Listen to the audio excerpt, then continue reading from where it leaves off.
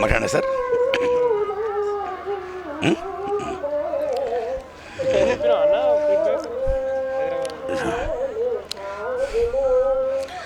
ప్రపంచంలో ఉన్న ఉద్దండ పండితులు, మహామేధావులు వాళ్ళ యొక్క జ్ఞాన సముపార్జని అక్షర రూపంలో పెట్టిన అవి వచ్చిన కవిత్వాల, పద్యాల, పాటల, రచనల, వ్యాసాల, మహోన్నత గ్రంథాల.